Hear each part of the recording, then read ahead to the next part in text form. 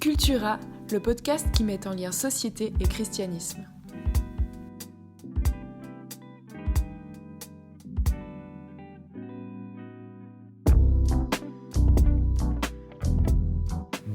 Bonjour, bienvenue dans ce potentiel dernier podcast de la saison 2. Potentiel dernier podcast. Ça fait tout de suite sérieux quand tu commences comme ça. C'est clair. Ça met de la pression. Il faut que ce soit vraiment bien parce que c'est potentiellement le dernier. Potentiellement. Non mais en vrai, tu sais, je me dis, s'il y a toujours un événement d'actualité important qui se passe jusqu'à la fin de la publication, peut-être on pourra en faire un autre. On verra. C'est possible. Je sais pas. Mais comment ça va, Yves ? Ça va, merci. Et toi, Seb ? Ça va bien. Et ça va aussi bien parce que je suis content qu'aujourd'hui on ait avec nous Ruben Bignette. Bonjour Ruben, comment ça va ? Salut, ça va bien. Cool, c'est trop bien que tu sois avec nous pour parler des questions de... Tout est relatif. Enfin, on l'a appelé comme ça, sans forcément trouver un titre avec 1000 mots, mais simplement, on va développer un petit peu cette question après, ou ce statement après. Mais avant ça, est-ce que tu pourrais te présenter en quelques mots ? Ouais, bien sûr. Alors, je suis Ruben, je suis stagiaire pasteur à ICF Genève. Je suis aussi étudiant en théologie. Je suis en train de finir... c'est un peu prétentieux de dire ça. Je suis en train de souffrir d'une thèse en théologie. Je travaille sur le thème la thématique de la théologie politique à l'université de Genève. Et puis, voilà, j'ai une femme et un enfant de 1 an et demi. Magnifique. Qui nous laisse pas dormir. Si seulement je pouvais te comprendre. Trop bien, merci d'être avec nous malgré la thèse, l'enfant qui laisse m'endormir, tout ça. C'est une période intense, j'imagine. En tout cas, et du coup, tu disais thèse. Donc thèse de doctorat, c'est ça. Mm-hmm. Et juste, ça m'intéresserait de savoir, c'est quoi qui t'a poussé à faire une thèse ? C'est une bonne question. En fait, j'ai toujours voulu...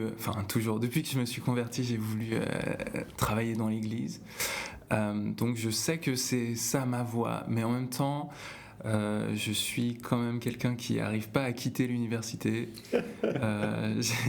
J'ai fait mon master en philo, mon master en théologie, et j'arrivais pas tout à fait à quitter.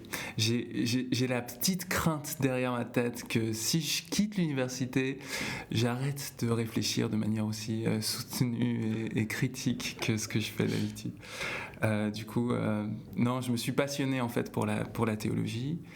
Et j'ai eu cette envie de me lancer dans un véritable défi pour moi. Et la théologie politique, c'est vraiment un défi que je sens maintenant dans mes os tous les jours. J'imagine. Ok, trop beau en tout cas, hyper intéressant. De discuter aussi, je trouve simplement des motivations qui nous poussent à aller plus loin et aussi dans les domaines de la réflexion vraiment. Mais du coup, ce matin, on va parler un petit peu de ces questions de relativisation, de déconstruction. Peut-être avant d'entrer directement dans les questions, c'était un petit peu, mais qu'est-ce que ça veut dire aujourd'hui dans notre société ? Et c'est vraiment une vraie question, je ne sais pas. Mais en tout cas, une chose, je crois, c'est que on a tendance à vouloir beaucoup comprendre, je crois, des événements qui se passent, des discours qui sont dits, des choses qui sont écrites, etc. Et puis, on a des codes, on est dans une société qui fonctionne selon un certain héritage, une tradition, ou simplement qui est inscrit dans un système économique, de valeurs, etc. Et tout ça, ça fait qu'il y a une certaine...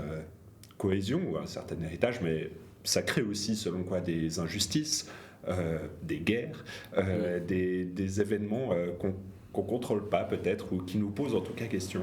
Et en tout cas, moi j'avais un peu ce ressenti, je sais pas si c'est parce que je suis depuis 5 ans plus dans le milieu universitaire, mais en tout cas qu'on a tendance à vouloir beaucoup déconstruire, et puis à vouloir tout relativiser.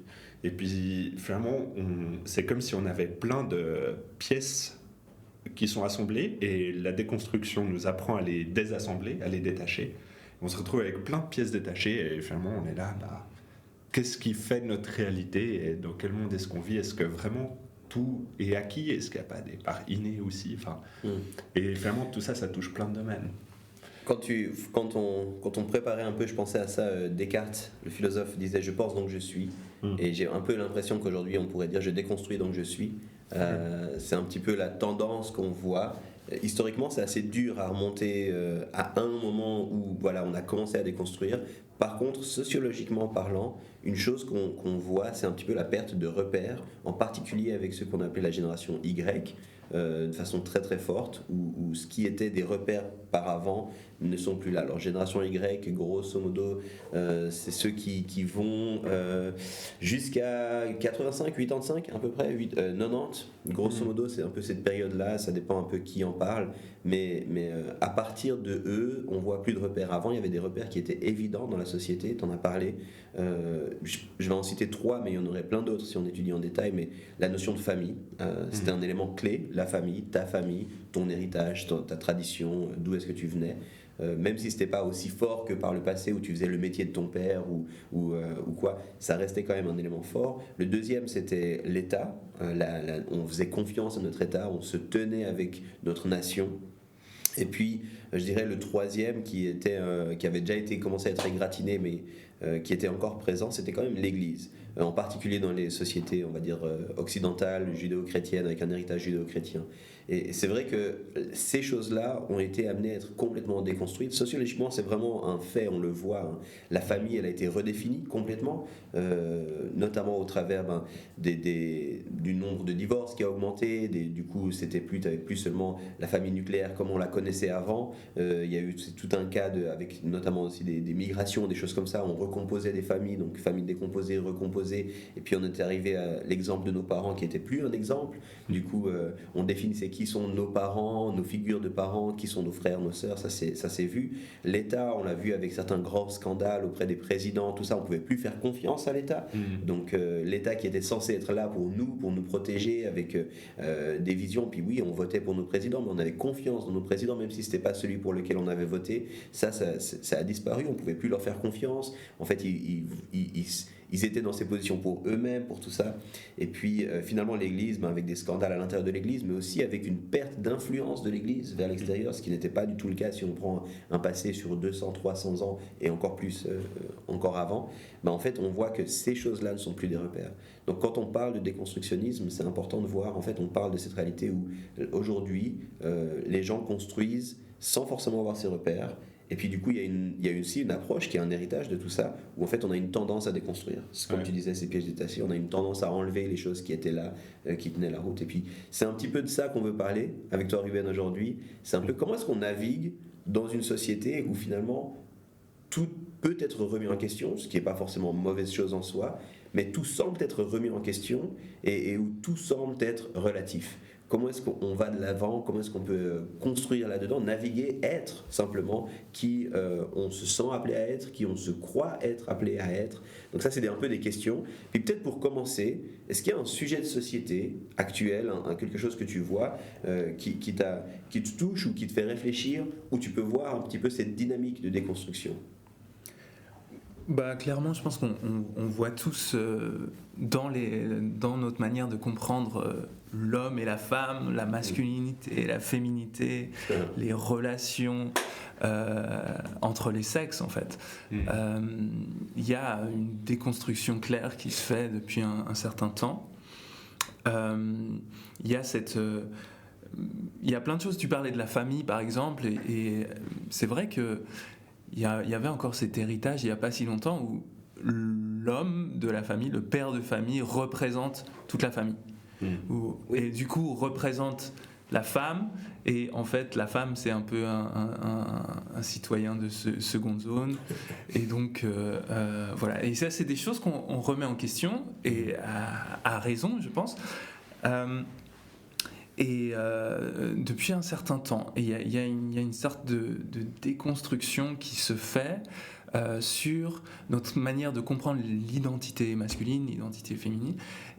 Et en même temps, il y a quelque chose qui pour moi est un peu simpliste ou un peu réducteur.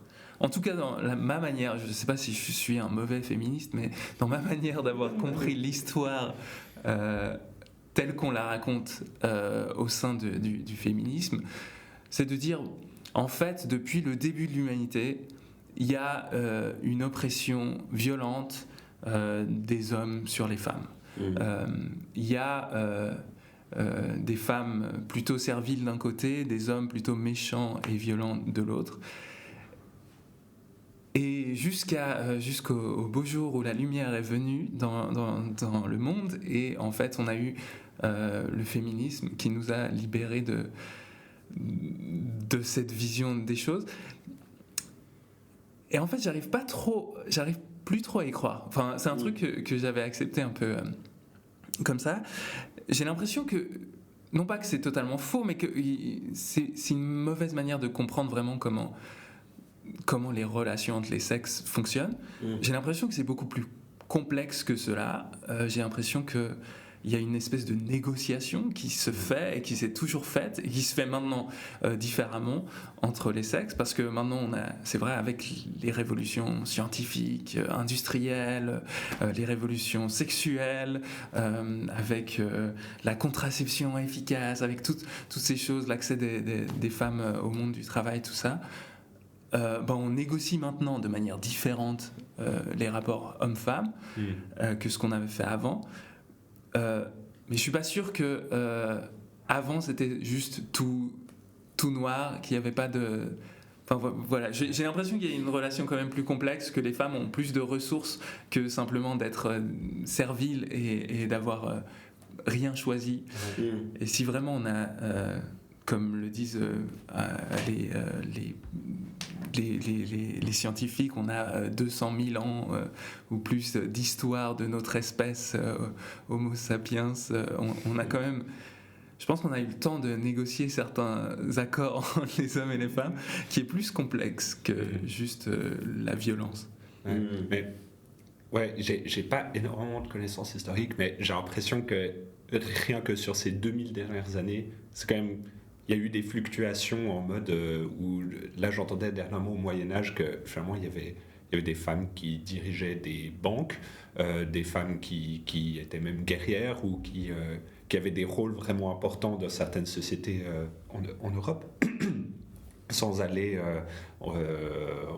pour certains Amérindiens ou comme ça, où là il y avait même plus d'égalité selon les époques, les milieux, etc. Et puis... honnêtement, je ne sais pas exactement ce qui a fait le switch, que d'un coup l'homme a pris beaucoup plus de place ou qui s'est accaparé des droits que la femme n'a pas pu.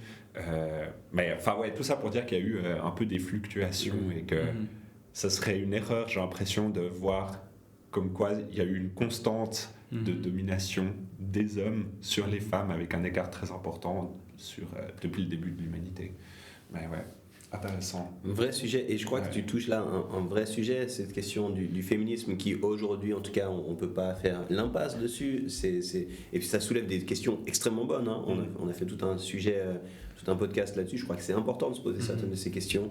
Mais c'est vrai qu'on voit aussi ce déconstructionnisme à l'œuvre dans cette question de qu'est-ce que c'est que d'être un homme, qu'est-ce que c'est que d'être une femme, qu'est-ce que c'est que d'avoir des relations intergenrées entre l'homme et la femme. Et on voit que là, le déconstructionnisme a tout à fait joué un rôle, et puis qu'il est en train de jouer un rôle, on est en train de déconstruire. C'est quand même assez intéressant. Aujourd'hui, il y a certains endroits où justement on demande aux parents de ne pas donner d'attribution genrée à leurs enfants. Alors, c'est pas encore le cas aussi marqué que ça en Suisse. La plupart des gens, quand ils vont, quand la femme est enceinte et puis qu'ils vont chez le gynécologue ou la gynécologue demande est-ce que vous voulez savoir le sexe de votre enfant. Mais c'est vrai que de plus en plus, non, on veut lui donner un prénom neutre, un genre neutre, et certains endroits c'est vraiment requis. Donc là, on est en plein déconstructionnisme, en tout cas on voit les effets du déconstructionnisme sur ce sujet-là. Seb, toi, est-ce qu'il y a des sujets comme ça que tu vois d'actualité qui te touchent ? Complètement. Enfin, je crois que ça, c'en est aussi que je constate, comme tu disais, mais moi, je pensais plus aux aspects écologiques, on va dire, dans une idée de société écologiste, donc qui prend soin de son environnement, où j'ai l'impression que, du coup, avec la révolution industrielle, etc., certains disent que, du coup, on a grandi, évolué dans un environnement de plus en plus technique, et on s'est détaché de plus en plus de la nature. Et il y a un peu cette mouvance de la deep ecology qui dit que si aujourd'hui la société est si stressée, anxieuse, etc., c'est parce qu'on a perdu notre lien à la nature, en fait. Et du coup, ça apporte des choses intéressantes. Et puis aujourd'hui, il y a, on va dire, dans la frange un peu la plus extrême, que certains aujourd'hui qualifient de collapsologie ou comme ça, ou se qualifient comme ça, qui a un genre de fatalisme, en fait. Et qu'il y a une vision très matérialiste pour sauver le monde, si on veut. Où c'est un petit peu, si on veut faire les choses à fond, il faut qu'on se prive d'énormément de choses, jusqu'à même avoir des enfants, dans le sens que si on veut sauver la planète, il faut arrêter d'avoir des enfants. J'ai l'impression que si on pousse cette logique à fond, au bout d'un moment, il faut mettre fin à sa propre vie, en fait. Si on veut vraiment pousser ça à fond. Et en fait, moi, je ne suis pas à l'aise avec ça, je crois. Autant, je suis là, oui, on a un gros problème avec... je pense on est en train de complètement... encore, je reste poli, foutre en l'air notre planète. Mais je pense pas que ça soit une vision constructive de la manière de faire face à ça. Et j'ai l'impression que, pour le coup, peut-être c'est un élément de réponse, mais dans la Genèse, il y a beaucoup plus cette idée, dans notre relation à l'environnement, cette idée de reconnaissance de ce que la Terre peut donner, de ce que la Terre donne. Et j'ai l'impression que si on est dans cette idée de reconnaissance, et si on veut, souvent je dis de manger le fruit de l'arbre, c'était le premier acte de surconsommation, et il y a un peu cette idée de... En fait, si on est reconnaissant, il n'y a pas besoin de surconsommer. Et aujourd'hui, je crois, surconsommer, c'est ce qui détruit, premièrement, notre environnement. Donc, il y a un petit peu cette vision, ok, on déconstruit, on va essayer de sauver des choses qu'on a détruites, et par rapport à ça, on va adopter une vision hyper matérialiste, qui souvent amène, je crois, aussi à beaucoup de culpabilité et beaucoup de choses qui sont pas forcément constructives, quoi. Mais du coup, déconstructionnisme dans le féminisme, dans en tout cas les rapports de genre, la question du genre, déconstructionnisme aussi dans les questions écologiques, où on arrive à quasiment une aberration, dans le sens où comment faire pour s'en sortir? En fait, arrêtons l'humanité, parce que concrètement, même si on ne se donne pas mort à soi, mais si on arrête tous de faire des enfants, à un moment donné, c'est l'humanité entière qui s'arrête. C'est ça. Donc on en arrive à quelque part, puis c'est aussi poussé par des réflexions déconstructionnistes, puis t'en parlais, finalement, qu'est-ce qui nous permet de construire, où est-ce qu'on va reconstruire? Peut-être moi, juste rapidement pour clôturer ce premier temps, un petit peu, où on parle de ces sujets, comment le déconstructionnisme a des effets dans des sujets de société. Je pense que les relations nord-sud, les relations Occident, pays non occidentalisés ou pays dits en voie de développement ou en développement, je trouve qu'on voit aussi vraiment fort quelque chose ici. C'est-à-dire qu'il y a beaucoup de choses qui étaient comme prises, comme acquises. Il y avait des relations de pouvoir. Ici, c'est des relations de force, de dominé à dominant. De dominant sur dominé, et on voit que c'est vraiment remis en question ces temps. Il y a eu beaucoup de choses, beaucoup portées sur la période du Covid, notamment par le décès de George Floyd, et puis tout ce que ça a donné sur la question, en tout cas, de la relation de l'Afrique subsaharienne avec le reste. Mais on voit des choses où on renomme certaines rues, où certains héritages, certains statuts sont enlevés, certaines inscriptions sur des bâtiments sont changées. Alors, on le comprend aux États-Unis où ça a été touché, mais ça a été en Belgique, qui était aussi une force coloniale importante pour l'Afrique francophone, subsaharienne. Ça a été le cas même jusqu'en Suisse, où à Zurich, on a remis en question certaines inscriptions sur certains bâtiments. Ça a été en France, bien évidemment. Donc, on voit que là aussi, on veut déconstruire ce qui se passe. Puis on l'a déjà dit en filigrane, il y a cette question de comment est-ce qu'on va reconstruire. C'est une chose de déconstruire, puis c'est une bonne chose, on l'a dit aussi à plusieurs reprises déjà, c'est bien de se poser ces questions, de remettre en question des choses qui ont été établies pendant longtemps, qui n'étaient pas forcément toujours bonnes, qui n'étaient aussi pas forcément toujours aussi simples que ce qu'on des fois prétend aujourd'hui. Il y avait des relations beaucoup plus complexes, beaucoup plus riches, mais ok, on déconstruit, ça touche, on le voit dans les sociétés autour de nous, dans la société au sens large du terme. Peut-être j'aimerais vous poser la question encore à un niveau plus personnel. Est-ce que vous avez fait une démarche de déconstruction, vous avez dû faire une démarche de déconstruction sur des choses qui vous concernent vous? Et peut-être là, je commence avec toi, Seb. Ouais, je crois il y a peut-être une chose, c'est la différence homme-femme, on en parlait un peu avant, je crois plus de la différence entre l'homme et la femme. J'ai l'impression que j'ai été élevé un peu avec cette caricature de l'homme ultra rationnel et puis la femme très émotive. Et puis je grandissais un peu avec ce schéma, et en fait, en ayant après plus en plus d'amis femmes et en échangeant vraiment avec, en fait, je suis pas sûr que ça soit aussi caricaturé. Là, je parle déjà il y a quelques années, un peu fin de mon adolescence comme ça, mais j'ai l'impression qu'il m'a fallu un certain temps quand même pour accepter cette réalité-là. Et, et même, je dirais, ces derniers temps, je retourne presque un petit peu à ça, où des fois, je suis là, autour de moi, quand je regarde, j'ai pas du tout la capacité de dire, genre, c'est comme ça partout en Suisse, mais en tout cas, parmi mes amis ou moi aussi, genre, quand tu parles par exemple d'un problème à un pote, le gars souvent va beaucoup plus chercher à trouver une solution. Et puis à genre être un peu rationnel par rapport à ça. Puis quand je parle, je sais pas, avec Manon, ma femme ou comme ça, ce sera peut-être juste, elle me partage quelque chose de lourd sur son cœur, et puis ce sera juste, en fait, je cherche pas forcément de solution, j'ai juste besoin d'écoute.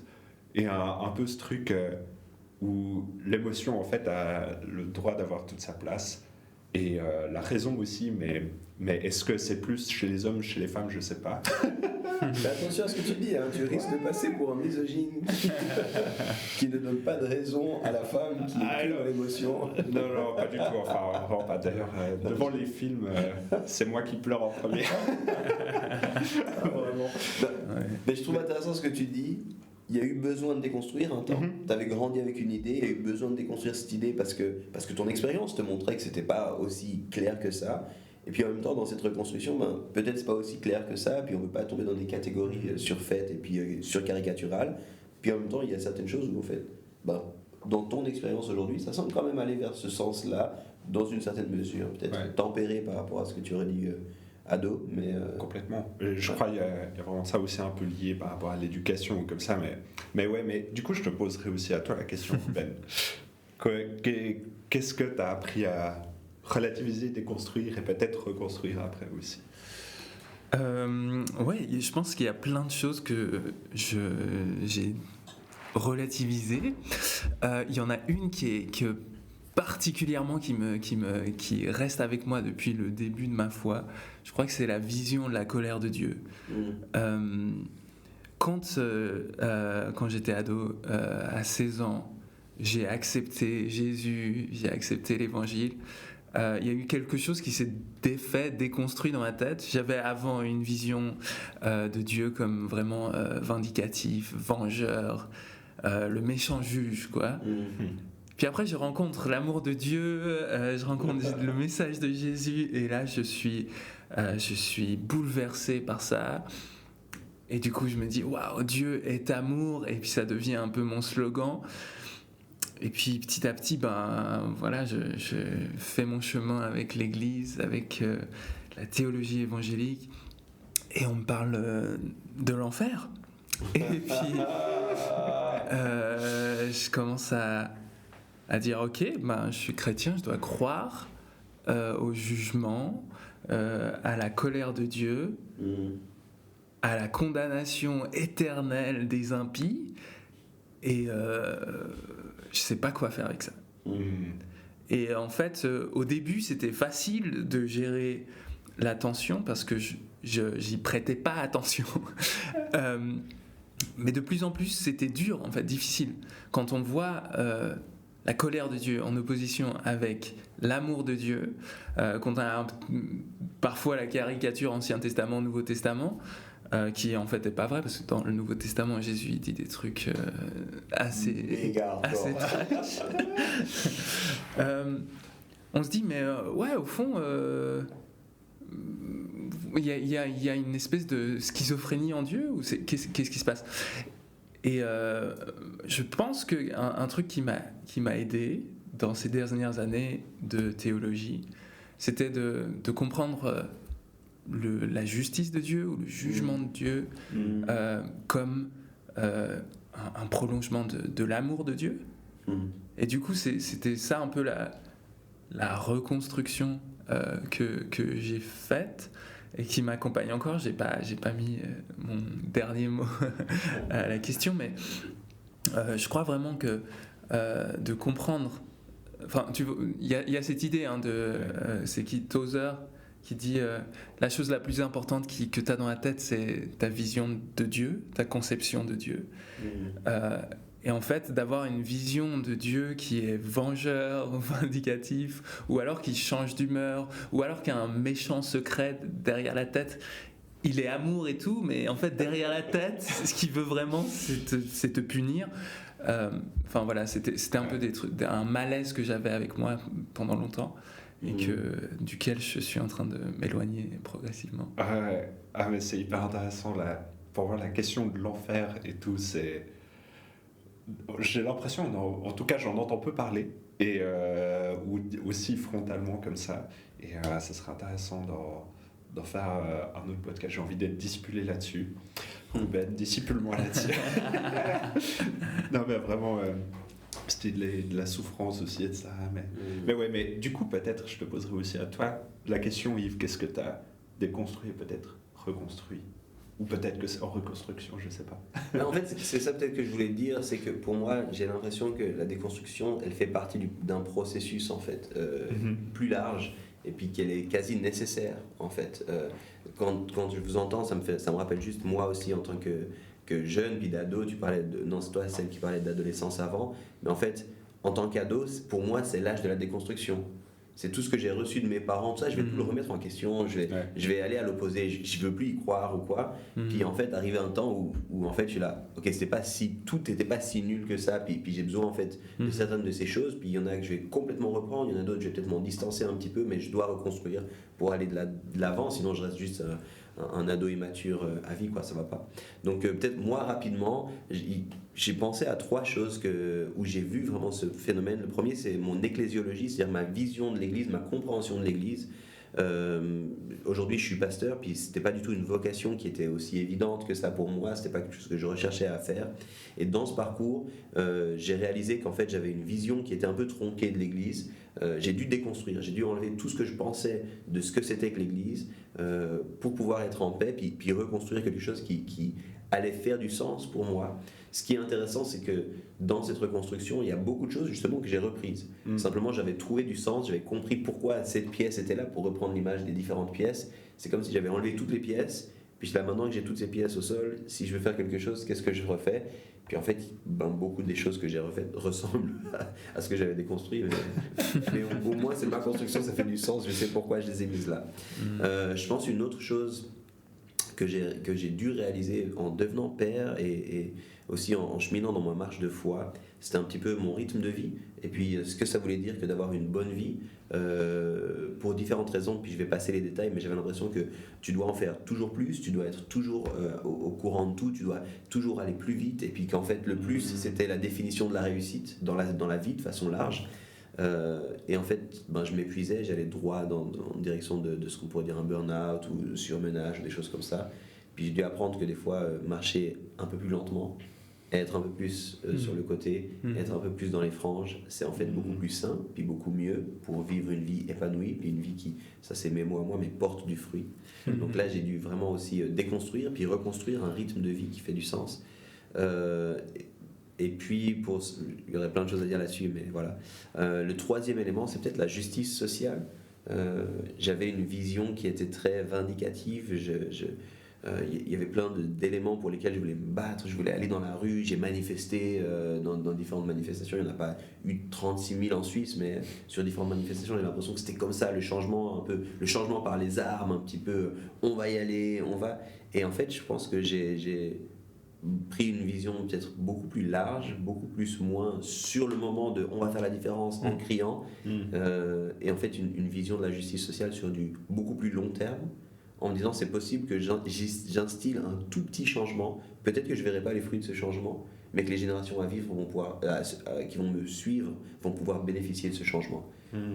Et du coup j'ai une autre approche de la justice sociale aujourd'hui.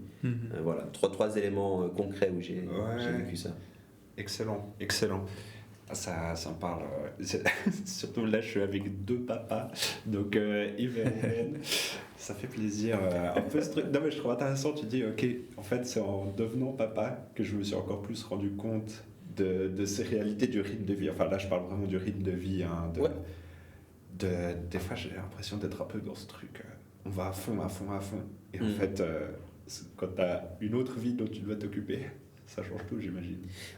Et surtout, cette vie va pas du tout au même rythme que toi. Je peux confirmer, mais tu peux pas aborder un enfant, surtout dans ses premières années, de la même façon, quoi. C'est pas possible. Et puis, tu te rends compte, et souvent, même pas plus tard que ce matin, je vais me rappeler, mais en fait, arrête de stresser tes enfants. En fait, ils sont en train de vivre des choses, découvrir des choses, puis il y a besoin de prendre du temps pour ça, donc il faut ralentir. Ouais.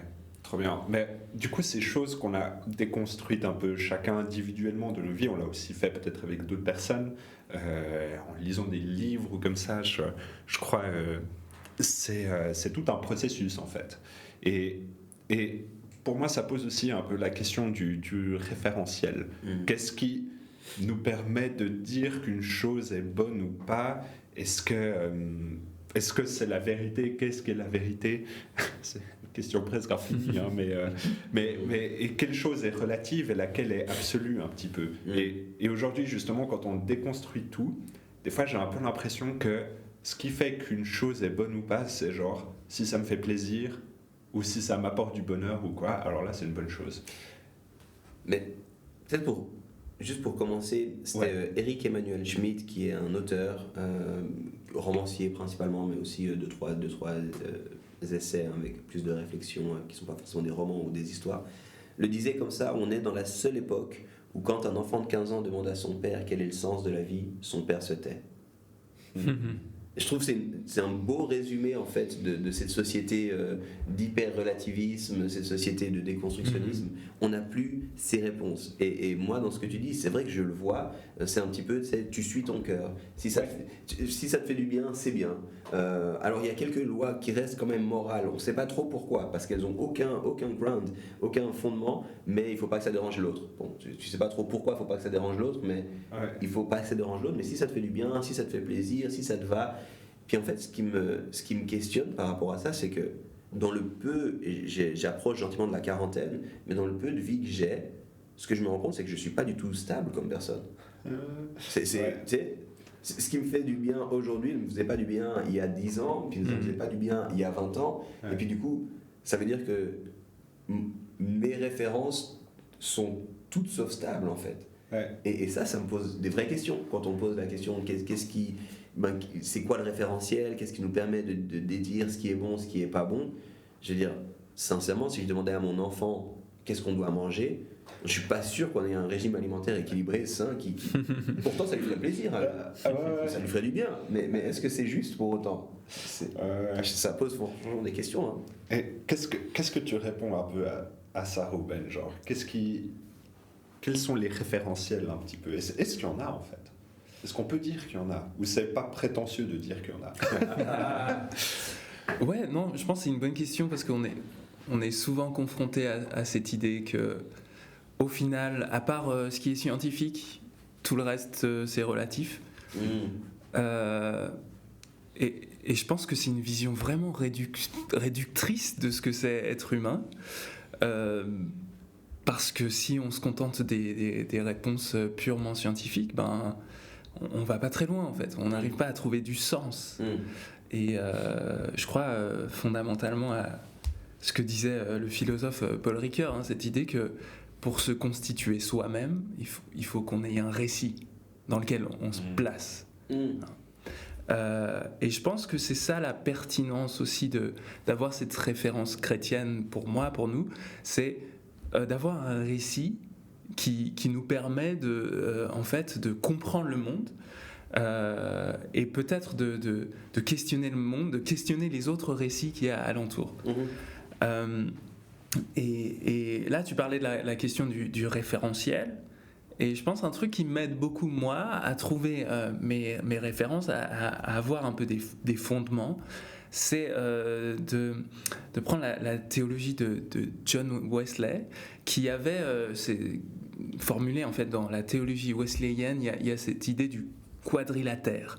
Hein, c'est une idée qu'il y a 4 piliers d'une réflexion saine. Et lui parlait de la Bible.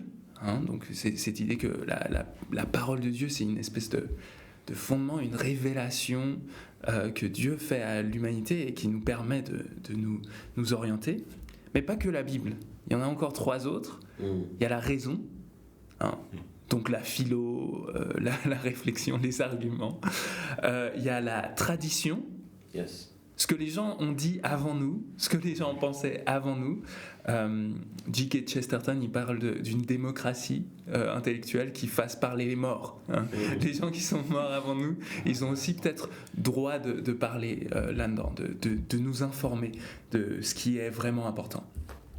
Et puis le dernier élément qui nous parle beaucoup parce que on est ultra moderne, c'est l'expérience. L'expérience personnelle. C'est qu'au final, il y a aussi des choses qu'on découvre par l'expérience, qu'on découvre en s'y frottant. Et donc, ces 4 éléments, Bible, tradition, qu'est-ce que j'ai dit expérience et rationalité, raison. Ils nous permettent de nous repérer. Ouais, intéressant. Mais dans ce que tu dis, de ces 4 éléments, j'ai l'impression, si on n'a pas forcément une foi chrétienne, on va plus un peu se baser sur notre expérience, un petit peu comme on disait avant, de nos ressentis, du plaisir ou du bonheur, ou en partie sur je dirais justement les traditions, on va essayer de les défaire, mais je dirais aussi en partie avec la raison. J'ai l'impression, s'il y a 2 piliers qui restent dans une société post-chrétienne, c'est l'expérience et la raison d'une certaine manière, et c'est comme si justement on a ce qu'on déconstruit aujourd'hui, ce qu'on relativise aujourd'hui, c'est plus peut-être la Bible et les traditions. Oui, et en même temps, moi j'ai l'impression que la raison est extrêmement attaquée, il n'y a plus de raison. C'est ma raison, mais c'est pas la raison. C'est mon chemin de pensée. Puis si tu as un autre chemin de pensée, c'est ok pour toi, mais ça ne me correspond pas. Moi j'ai l'impression que, en fait, dans la société aujourd'hui, post-chrétienne ou post-moderne, ça dépend qui en parle, on est un peu dans ce truc où c'est moi, je suis la référence ultime. Donc principalement c'est vrai par mon expérience, mais aussi par ma raison. Mais c'est ma raison à moi, c'est pas la raison. Et cette raison-là, elle n'est pas questionnable en fait. T'as pas le droit de venir me dire que je dois penser différemment. À quelque part, si tu viens me dire que je dois penser différemment, mais de quel droit en fait tu viens me dire ça? C'est pas possible, parce que t'as pas ma perspective, parce que t'es pas dans mes baskets, parce que t'as pas mon histoire, donc c'est moi en fait qui suis la référence absolue. Et c'est là où moi je disais avant, j'ai un problème avec ça, c'est que moi je suis pas du tout stable. Je vais énormément bouger, donc ça veut dire que mon référentiel n'est pas stable. Et on a besoin d'un référentiel qui est stable pour aller plus loin. Alors encore une fois, c'est au risque de se répéter, mais c'est quelque chose qu'on voit bien quand tu commences à avoir des enfants. Quand tu commences à avoir des enfants, tu peux pas être tu dois faire comme moi maintenant. Puis tu peux pas lui dire tu dois faire comme toi. Petit, il a besoin d'un référent, d'un élément référentiel qui est externe en fait. Et voilà, moi je voulais juste insister là-dessus sur le fait que oui, il y a de prime abord en tout cas la raison, pour tout ce qui est hors scientifique, il y a la raison, mais en fait c'est pas tellement la raison, c'est ma raison. Et il n'y a plus de discussion, il n'y a plus de débat là autour. Et je pense qu'il y a quelque chose, pour revenir à cette question de la tradition, ça me fait penser à cette cette phrase que C.S. Lewis dit dans une des préfaces qu'il a écrit pour un livre sur les pères de l'Église. Non, sur un livre d'Athanase. Enfin bref, il y a cette phrase qui dit, en gros, moi quand je lis un nouveau livre, je lis 3 anciens livres avant. Yes. Pour dire, en fait, notre époque contemporaine a toujours, chaque époque humaine a toujours ses points, ses angles morts. Hein, des choses qu'on est incapable de voir parce qu'on est dans le feu de l'action, quoi.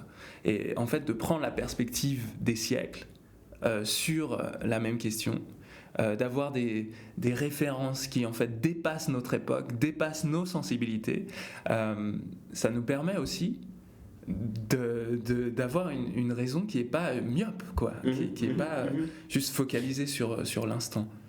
Et... Je trouve tellement important, et en fait, à quelque part, ça demande beaucoup d'humilité. Puis peut-être c'est ça aussi dans cette idée de moi je suis mon référentiel, ça manque d'humilité.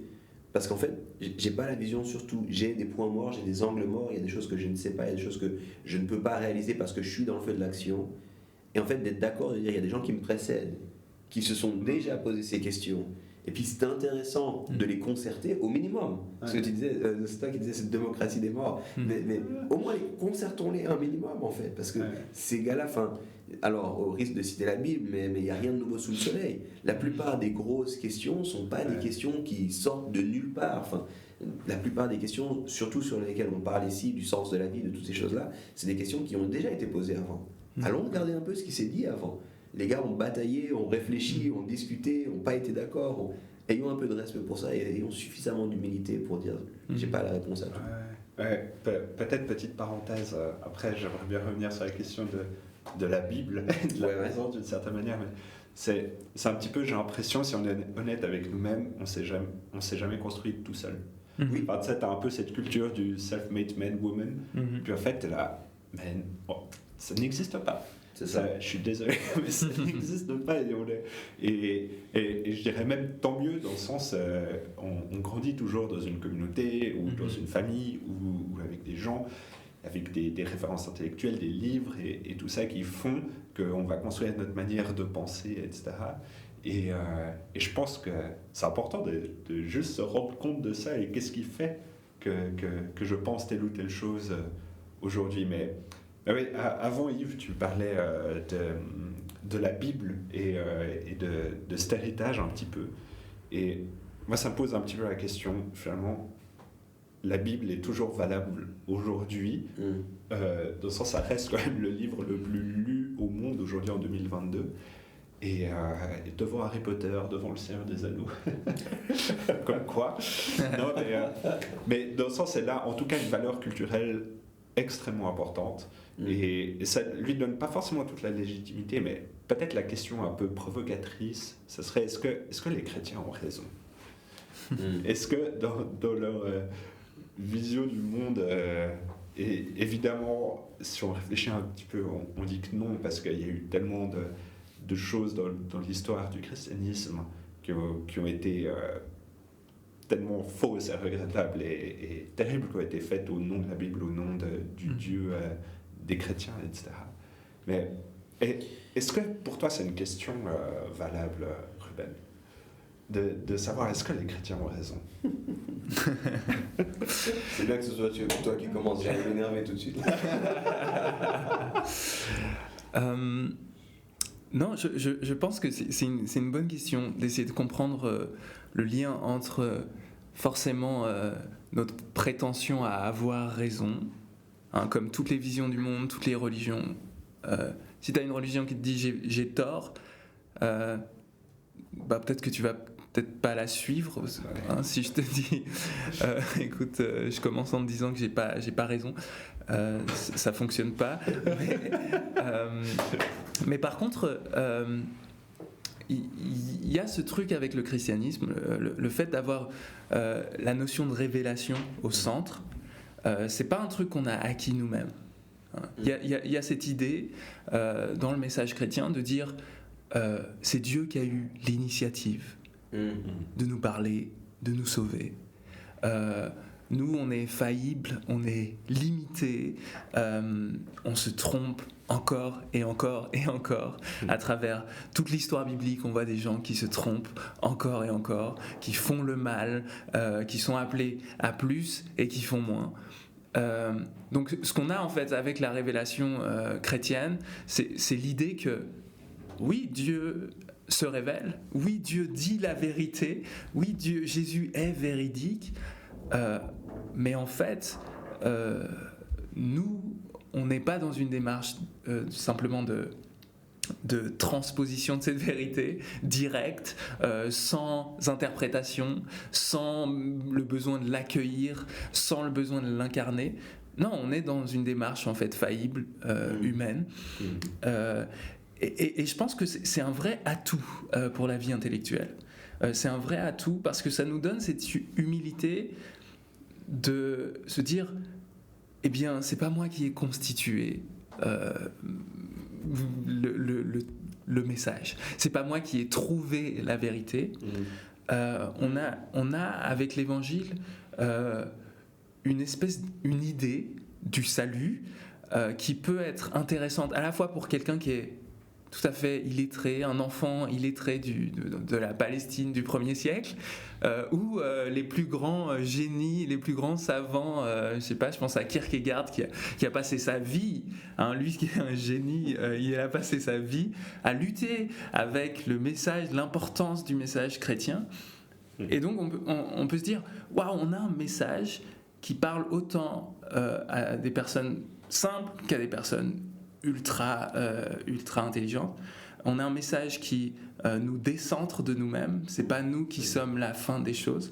On est capable de se remettre en question. On n'a pas tout compris. On est capable de se repentir, si j'utilise le gros mot chrétien.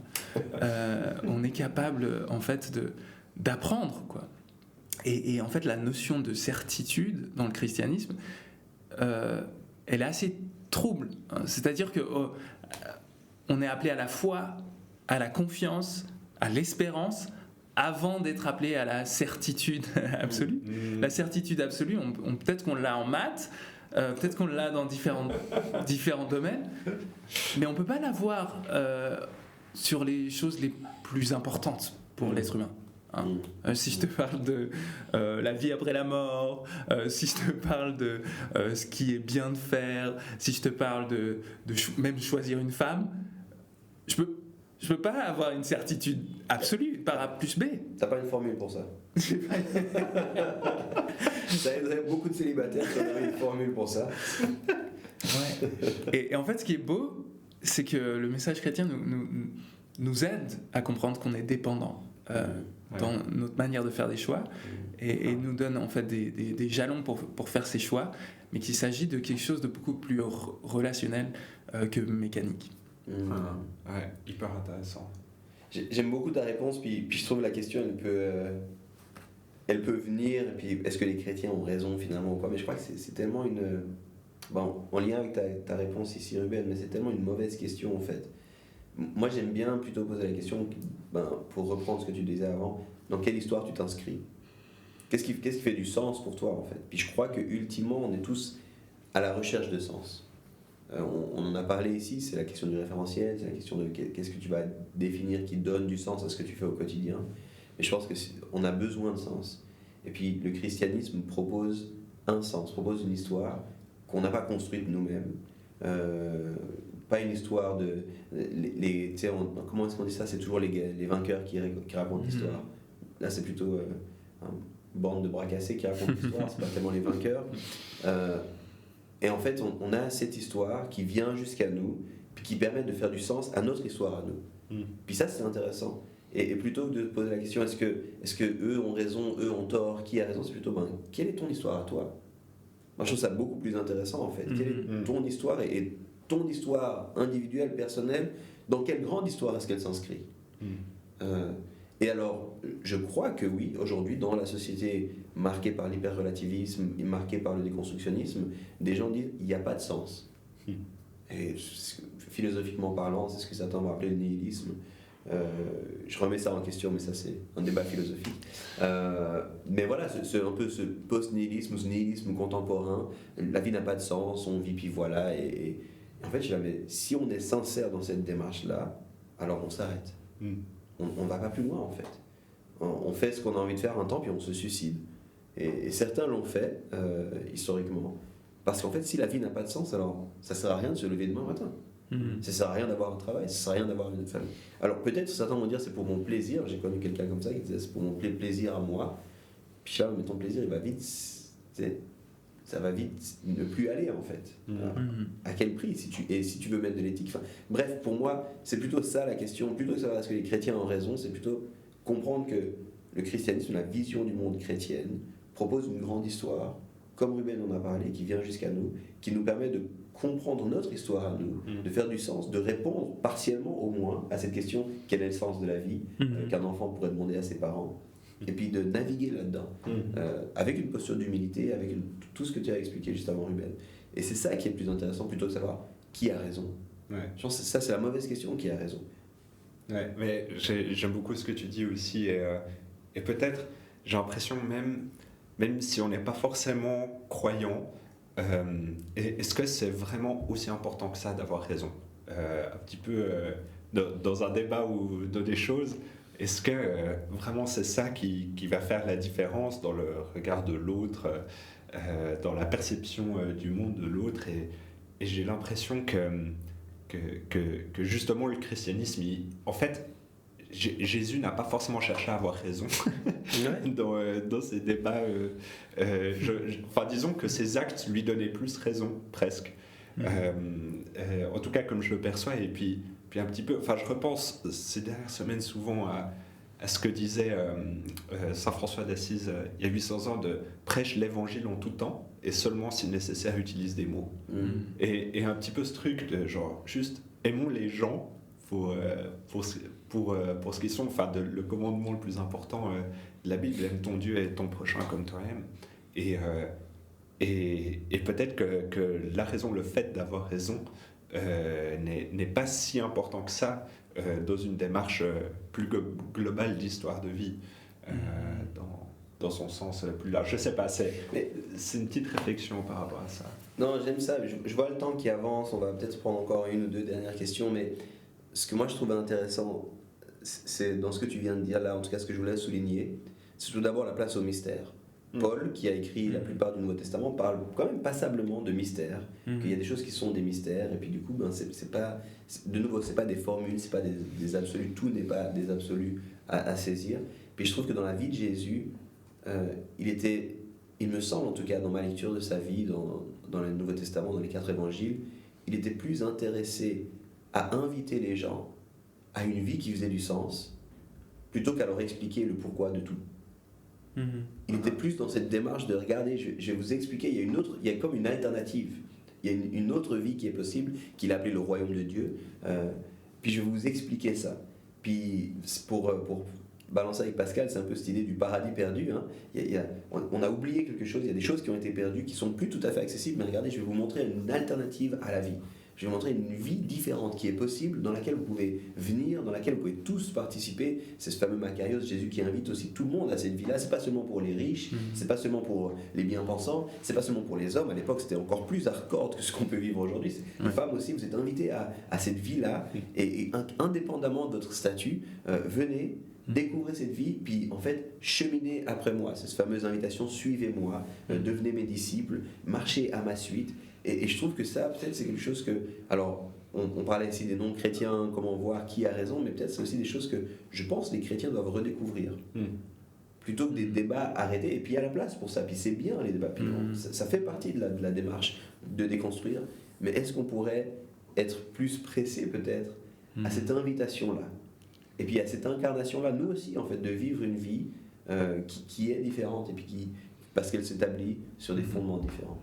Ouais, mais je pense que vous parlez un peu d'une approche de la vérité qui dépasse une notion très restreinte de ce que c'est la vérité, mais qui est plus holistique et qui parle en fait. La vérité, c'est aussi en lien avec la manière dont je vis, et je pense que c'est assez fidèle au message du Nouveau Testament. Mais il y a aussi ce truc, je crois, de la vérité dans le sens philosophie, où le christianisme nous permet quand même d'avoir une approche de la vie intellectuelle qui est épanouissante. Il y a quelque chose avec le christianisme qui fait sens, en fait. Et je vous parlais tout à l'heure de cette citation de C.S. Lewis que je pense pas que j'arrive à retranscrire comme ça. C'était quoi ? Je crois au soleil, au christianisme comme je crois au soleil qui s'est levé, non pas parce que je le vois lui, mais parce que grâce à lui je vois tout le reste. Et en fait, je crois qu'il y a cette idée quand même dans la foi chrétienne de nous permettre d'illuminer un peu tous les domaines de la connaissance humaine, d'illuminer, je sais pas, le domaine de la métaphysique, de la morale, même de l'esthétique, en fait tout ce qu'on voit et tout ce qu'on pense est enrichi aussi par cette vision-là du monde. Et du coup, je pense qu'il y a quelque chose de vraiment stimulant avec le message chrétien. Enfin voilà. Ouais, excellent. Peut-être comme dernière question que j'aurais bien envie de poser. Jusqu'à maintenant, on parlait du christianisme. Ouais. Et des fois, aujourd'hui, 2000 ans plus tard, après la vie de Jésus, on se rend quand même compte qu'il y a plein de christianismes différents, des noms de théologie, de confession, de choses. Et pour moi, ça s'inscrit aussi un peu dans cette question de relativité. Il y a des choses qui seront plus absolues dans certaines confessions que dans d'autres. Et des fois, on me pose un peu la question, ouais, c'est quoi ta théologie ? Puis moi, j'ai jamais étudié la théologie, en fait. Puis je sais pas, Yves. Yves, c'est ma théologie. Waouh. Non, mais j'aime bien dire des théologiens que je lis, que ce soit, je sais pas, Dietrich Bonhoeffer ou Jacques Ellul, ou comme ça, des gens qui m'inspirent un peu, mais vraiment, j'en connais de loin, pas autant que ça. Et bah oui, je me considère plus protestant que catholique ou comme ça, mais même dans le protestantisme, il y a tellement d'étiquettes, je dirais, un peu différentes. Mais du coup, je posais la question un peu, est-ce qu'il y a des désaccords finalement ? Est-ce qu'ils sont vraiment importants ? Est-ce qu'il y a peut-être une hiérarchie dans ces désaccords ou pas ? Et qu'est-ce que tu en penses ? Est-ce que tu as pensé un petit peu à ces questions de relativité au sein même du christianisme ? Ouais, moi je peux répondre qu'en tant que protestant, et pas en tant qu'orthodoxe ou catholique, mais il y a cette vision de l'histoire pour les protestants, de dire l'Église, les réformateurs disaient semper reformanda, elle se réforme tout le temps en fait. Hein, c'est-à-dire un peu comme ce qu'on disait tout à l'heure par rapport à ce qui se passe dans la Bible, on a toujours des gens qui sont faillibles, le peuple de Dieu qui trahit encore et encore et encore, et qui doit faire des réformes. Hein. Y a ça dans le livre des rois, il y a ça dans plein de livres bibliques en fait, c'est ce besoin de revenir à la source, ce besoin de repenser les choses, ce besoin de s'adapter à des nouvelles conditions. Et ça crée beaucoup de différences dans l'histoire du christianisme. Et il y a quelque chose que j'ai trouvé super utile, c'est un livre qui a été écrit par Gavin Hartland. Je ne sais pas comment on prononce ces noms. C'est un théologien américain qui parle en fait de comment aborder les différences entre les chrétiens. Et il parle de 4 catégories qu'il utilise lui pour en fait faire du tri. Et en fait, il parle déjà, il y a des différences qui peuvent être essentielles, hein, distinguer l'essentiel. L'essentiel, ce sera ces choses qui touchent vraiment au cœur du message, au cœur de l'évangile. Hein, si je change cette petite chose, alors peut-être que en fait, tout le message est différent. Si je change l'idée du salut par la grâce, hein, l'idée que c'est Dieu qui me sauve et pas moi qui me sauve par mes propres forces, alors je change totalement le message chrétien. Et du coup, là, je ne peux pas transiger. Donc ça, il va dire, ça c'est quelque chose d'essentiel. Mais après, il y a d'autres catégories qui sont différentes. Il y a des choses qui va appeler urgentes, hein. C'est-à-dire il y a des différences entre les chrétiens qui nous permettent de nous accorder sur l'essentiel, mais pas sur la mise en pratique, sur des éléments assez urgents ou importants pour la vie ensemble. Par exemple, une église qui peut-être baptise les enfants va avoir peut-être plus de mal à intégrer des gens qui sont convaincus qu'on ne peut pas baptiser les enfants, mais que les gens qui ont fait des professions de foi crédibles. Alors du coup, là, il y a une division possible. On peut se dire, bon, ok, on est les deux chrétiens, mais peut-être qu'on va aller dans deux communautés chrétiennes différentes pour vivre la foi au quotidien.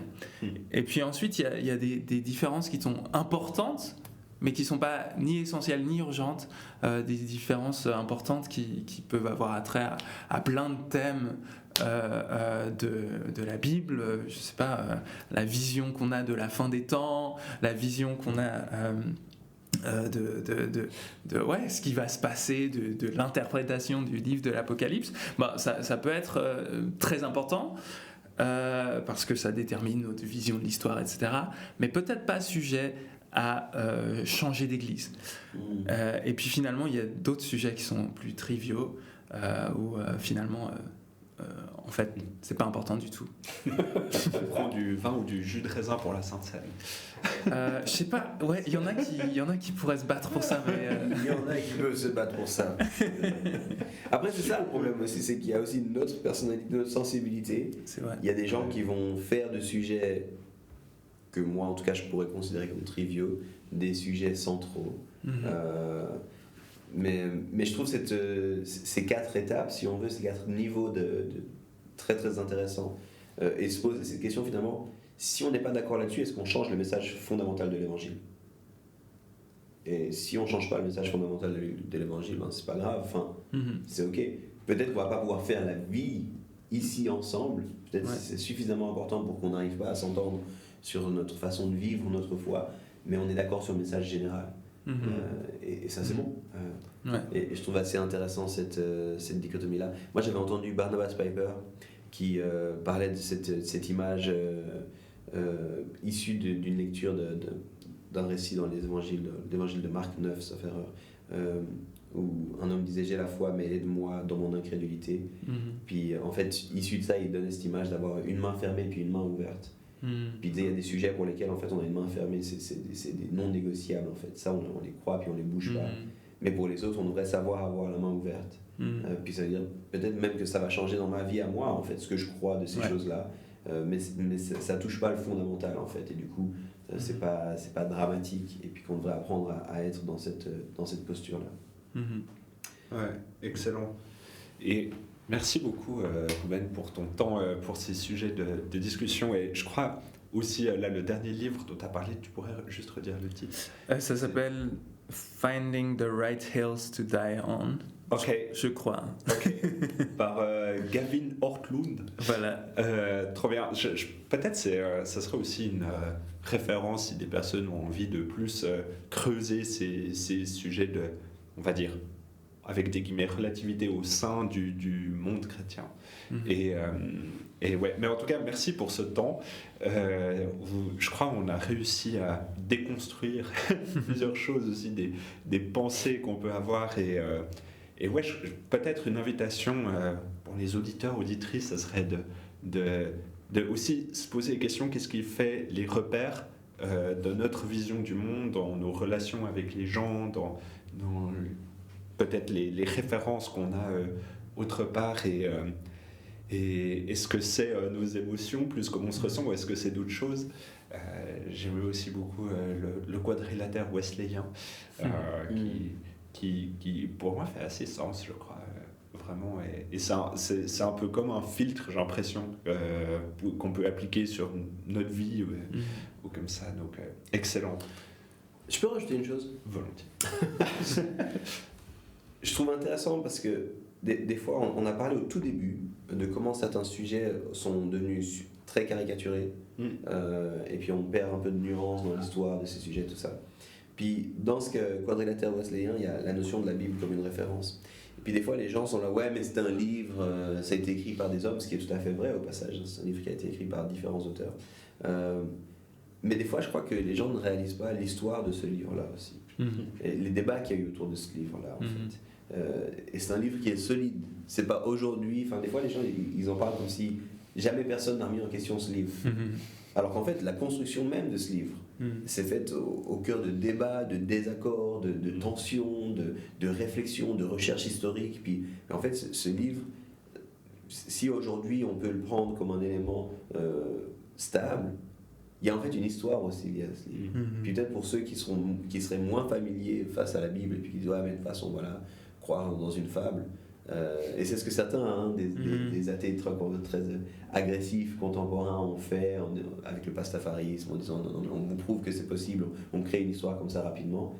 En fait, c'est quand même beaucoup plus complexe que ça. Et il faut faire justice, et au moins, appelons la démocratie des morts, allons demander à tous ceux qui étaient là avant, qui se sont battus pour ce livre-là. Donc voilà, je voulais juste rajouter ça, je trouvais que c'était important de souligner que nous ne soyons pas simplistes dans notre approche de ce livre. Excellent. Merci. En tout cas, on espère que ça vous aura encouragé dans l'histoire de notre vie. Je crois qu'on en parlait aussi dans ce podcast. Et en tout cas, on se réjouit de la suite. Et on vous tiendra au courant pour ce qui va venir après cette saison 2. Yes. À bientôt. À bientôt. Bye bye.